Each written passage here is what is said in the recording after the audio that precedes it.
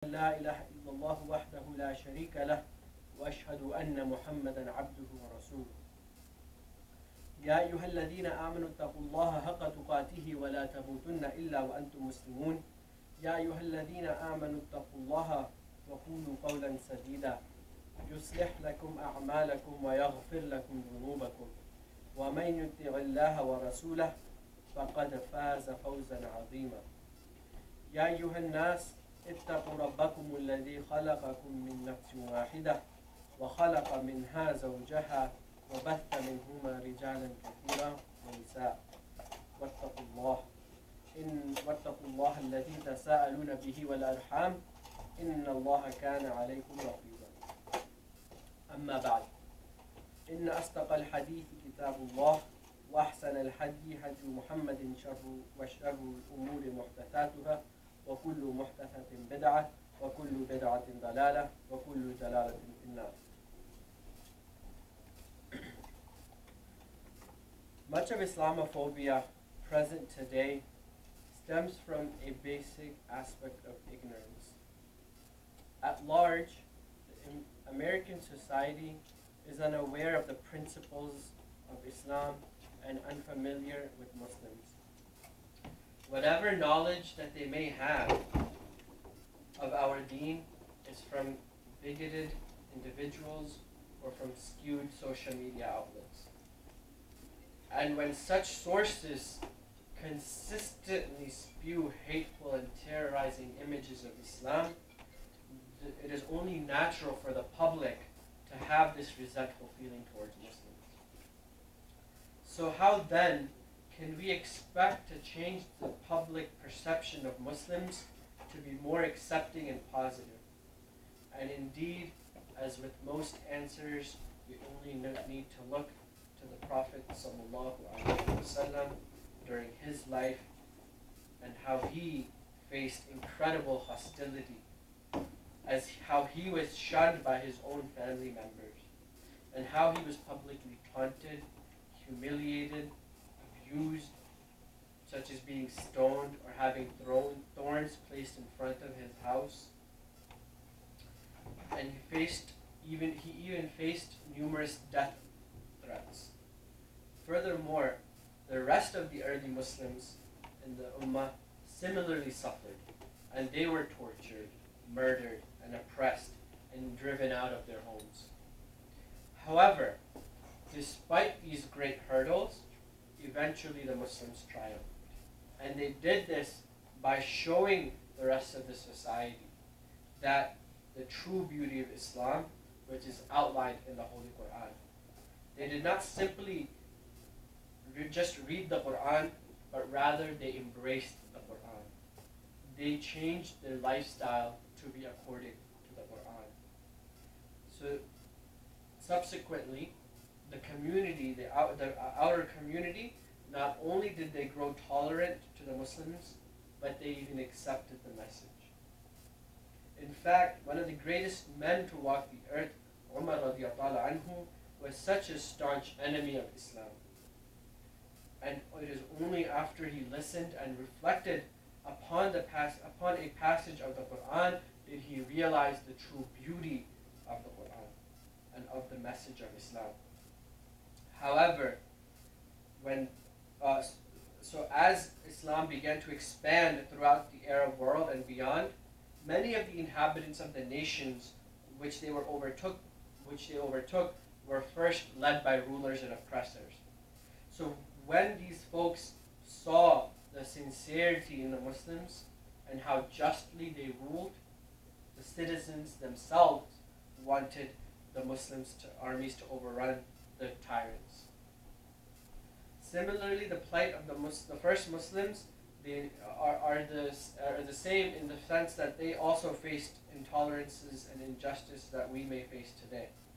But we learned from their story that it is not impossible to overcome that. That we must employ the same tactics that they did. And to do this, we must similarly understand the Qur'an and embody the teachings of it. And Allah subhanahu wa ta'ala mentions in Surah Yunus, Ya ayyuhan nas, O mankind, قَدْ جَاءَتْكُمْ مَوْعِظَةٌ مِّن رَبِّكُمْ surely indeed instructions or guidance has come to you from your Lord. وَشِفَاءٌ لِمَا فِي الصُّدُورِ, and it is a healing for what is in your heart, referring to the Qur'an. وَهُدًى وَرَحْمَةٌ لِلْمُؤْمِنِينَ, and also it is a source of guidance and a source of mercy for the believers. So this proves that we can find cures to social illnesses within the Qur'an, just as the Sahaba had found. However, many of us are paralyzed from doing so because we don't even understand the language of the Qur'an. Therefore, if we want to tackle the discrimination that we face today, we must make it a duty upon ourselves, as one of the tasks that you and I have to do is to understand the language of the Qur'an and implement the teachings into our daily lives. And honestly, my dear brothers and sisters, if we reflect upon the Qur'an, it is a true miracle. This book, indeed, from the aspect of its revelation, to its compilation, to its preservation through memorization, so many hundreds of years later, thousands of years later, the Prophet ﷺ said that every prophet was given a miracle, and my miracle is the Qur'an. So honestly, we can say that we are holding on to a miracle. And this begs us to ask the question that how are we benefiting from this book? How are you and I using this book for guidance? How are you and I using this book for a source of healing?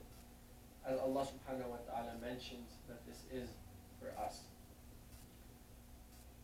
We all agree that the Sahaba had the best understanding of Qur'an and Hadith. And so, oftentimes, we quote the Hadith, خَيْرُكُمْ مَنْ تَعَلَّمَ الْقُرْآنَ وَعَلَّمَهُ, that the best of you are the ones who learn the Qur'an and teach it. And we limit that translation with the understanding of reading, being able to read and memorize the Qur'an. But look at what Ubay ibn Ka'b has asked his fellow companions. He himself was a companion, a Sahaba, and living in the era of the Prophet ﷺ, and living in the place where the Qur'an was revealed, where Arabic was the prevalent language of that society. And he asks his fellow companions to make sure that your kids learn the language of Arabic. And so how can you and I feel that we have an understanding of this language, or how can we say that we are even reached that level or that platform of this language when the Arabs of that society, who were the Sahabas of that society who were Arabs, were begging the question or asking each other to make sure that they learn this language. And Allah subhanahu wa ta'ala has warned us about a previous nation who came, who had a prophet, who had a book, and who had a way of life just like us, but they failed. And in one of the ayahs, as Allah subhanahu wa ta'ala is describing them, He says, وَمِنْهُمْ أُمِّيُّونَ لَا يَعْلَمُونَ الْكِتَابَ إِلَّا أَمَانِيَّ وَإِنْهُمْ إِلَّا يَظُنُّونَ. Among them, that nation, they were unlettered people, and they did not know the book except for what their wishful thoughts, and they did nothing except make assumptions about it. And this book, according to Ibn Abbas in his tafsir of this ayah, he says that this is talking about Bani Israel and how they did injustice to their book by only memorizing it and reciting it without understanding it. And they didn't know what was written in it. And look at the state of where we are today. As an ummah, as a nation collectively, where we can draw the parallels to, where we have so many people who have disconnected from the book of Allah subhanahu wa ta'ala. And I want to highlight the seriousness of not keeping a relationship with the Qur'an. Allah subhanahu wa ta'ala mentions in Surah Furqan a scenario that will happen on the Day of Judgment. Allah subhanahu wa ta'ala is narrating to us in the Qur'an a conversation that will happen between the beloved messenger Rasulullah sallallahu alayhi wa sallam and Allah subhanahu wa ta'ala. Prophet, the ayah says, وَقَالَ رَسُولُ, the Prophet ﷺ will say, Ya Rabbi, O my Lord, إِنَّ قَوْمِ اتَّخَذُوا هَذَا الْقُرْآنَ مَحْجُورًا. O my Lord, verily my people, this segment of people, have deserted this Qur'an. And imagine the Prophet ﷺ complaining about you and I on the day of judgment for deserting this holy book. And why shouldn't he complain? He, Rasulullah ﷺ, left behind the best of books, an eternal miracle, the words of Allah subhanahu wa ta'ala between our hands, and yet we simply put it on the shelf to collect dust. So I ask us in the next few moments to reflect upon ourselves. What is our relationship with the Qur'an? How often do we grab the Mus'haf and recite it for our own benefit? How often do we think about the verses of the Qur'an and ponder and reflect upon what Allah subhanahu wa ta'ala has asked us or guided us toward? أقول قولي هذا واستغفر الله لي ولكم ولسائر المسلمين فاستغفروه إنه هو الغفور الرحيم.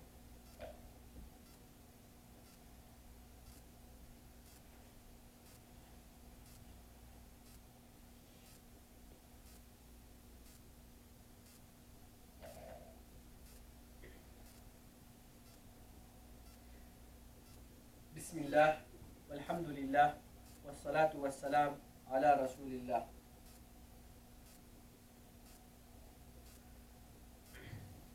على رسول الله صلى الله عليه وسلم. My dear respected brothers, not all is lost. The fact that we are here today and have the ability to reflect upon what is just being mentioned and the ability to change our lifestyles.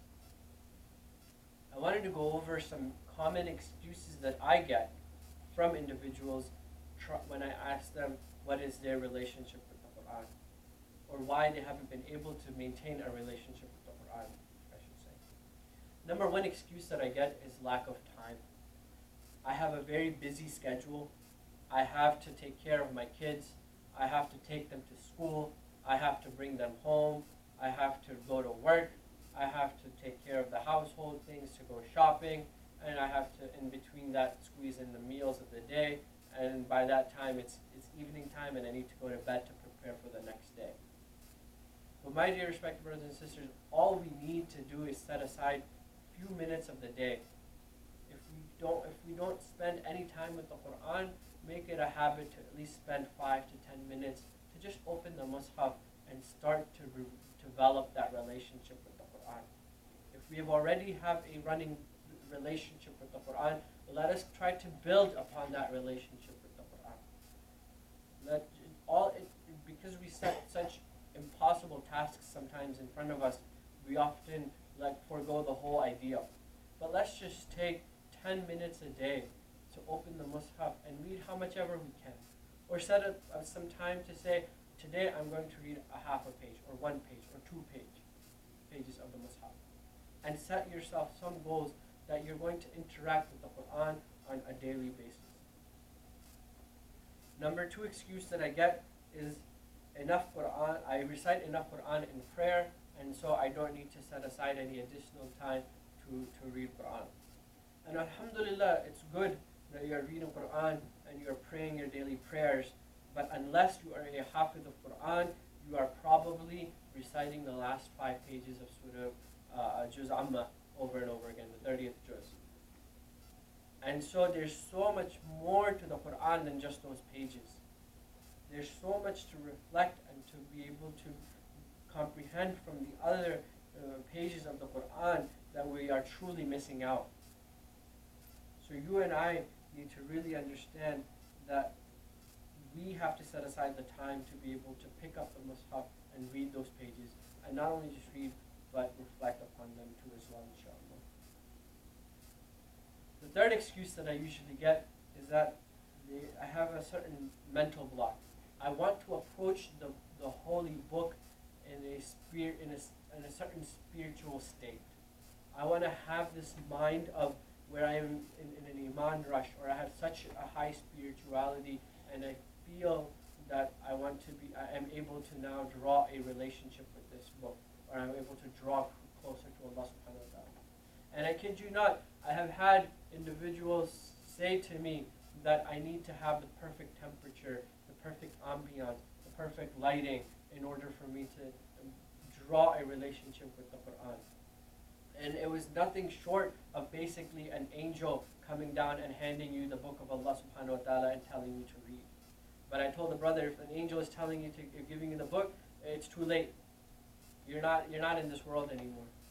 So let's have the opportunity to create the mindset through the Qur'an. Allah subhanahu wa ta'ala knows you and I. And He created this book knowing us. So He knows the book is in a way that you and I can pick it up and inshallah increase our spirituality through the recitation of the book. So don't hold yourself back to say that I need to be in this situation or this time or this location to be able to develop a relationship with the Quran. You can do it at work. You can do it on your commute from home to work. You can do it at home. You can do it at the masjid. It's anywhere where, anytime Allah subhanahu wa ta'ala has given us the ability to be able to open up the mushaf or even the phones nowadays.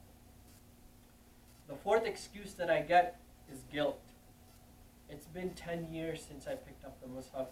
How am I going to turn back to it now? I don't even know how to read anymore. I barely know how to read. Oh, I've done so many sins, I can't pick up the mushaf anymore. I can't read the Qur'an anymore. Or I still do these things, they're so bad, I know, and I'm trying to rid myself of those evils, but I can't have a relationship with the Qur'an in that time. Who are we to say that Allah subhanahu wa ta'ala can't overlook our sins? Who are we to say that our mountain of sins is so great that we can't redevelop that relationship with Allah subhanahu wa ta'ala? And use that guilt, my dear brothers and sisters. Use it to reestablish that relationship with the Quran. If it's been 10 years that you haven't touched a mushaf, make a goal for the next 10 years. I will not let a day go by that I'm not going to pick up the mushaf. That I'm going, even if it's 2 lines, 3 lines, 4 lines, I'm going to try to read those in that time, in the next coming years of my life. And you will see that you will develop that relationship with the Quran. So it's not hard. We set the roadblocks for ourselves. We are setting ourselves up for failure when we create these false illusions that we cannot go back to resorting to the book of Allah subhanahu wa ta'ala. And the fifth and final excuse that is often shared is the lack of understanding. I can't understand the Arabic language, hence there is no reason for me to continuously read the Holy Book.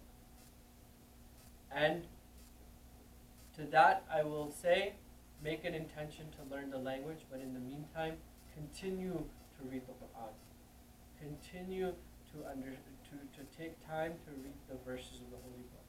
And an analogy that it was explained to me in a beautiful way of the benefits of reading Qur'an, just reciting Qur'an, is that of a grandmother who asked her grandchild to take a wicker basket and go fill up from the stream, go fill up water from the nearby stream. And the child takes the basket, and just so you know what a wicker basket is, it's a straw, a basket made out of straws. So it's those picnic basket type baskets that was handed to the child, and was asked to go and take to the nearest stream and fill it with water and bring it back. And so the child rushes to the stream and fills it up and carries it back to his grandmother. And upon returning, by the time he gets back, the basket's already empty because the water has flown out from all the openings. And so the grandmother tells him, go back and do it, go back and fill it up again. And so the child does it a second time. And this time he runs back, but yet still the basket is empty. And the grandmother tells him to do it a third time. And he goes, and this time he really books it. And he runs really fast, but again, the basket is empty by the time he gets back. And this poor child, who's so demoralized at this point, he looks up to his grandma and he's like, this is impossible. But the grandmother, she explains to the child, oh my son, look at the basket, look at the inside of the basket. From the time that you taken the water and tried to bring it back to me, what you've actually done is cleansed the basket of itself. Before, there used to be coal dust on the bottom of the basket, but as you see, all the dust has been removed with the water particles. So in a similar way, when we recite the Qur'an and we're not able to fully understand and appreciate it, but our heart is still cleansed through the recitation of the Qur'an. All those dust, all those sins, all those negative thoughts are cleansed of our hearts as we recite the Qur'an. But furthermore, I want to make it possible for all of us, inshallah, to start on this journey of understanding the language of the Qur'an as well. So what we have done with this center, inshallah, I will be coming back on November 30th for a 2-weekend seminar to try to help us to take the first steps to learn the language of the Qur'an, to show each of us that it's not impossible. Oftentimes we see learning this language as a tall building, and we're at the bottom of it looking up saying, wow, that's a monumental task. But my dear respected brothers, there are staircases inside that will lead us to the top. So I want to be able to show you that how we can start taking those steps to overcome this monumental task. So inshallah, I'll be back on November 30th. It's a Friday, Saturday, Sunday, and the following weekend to work with this community to help those who are interested to at least take the first steps of wanting to learn this language. And slowly but surely, as the knowledge of Fusha Arabic will continue to spread and our understanding of the Qur'an will continue to grow, we will become better equipped to face the growing tides of Islamophobia.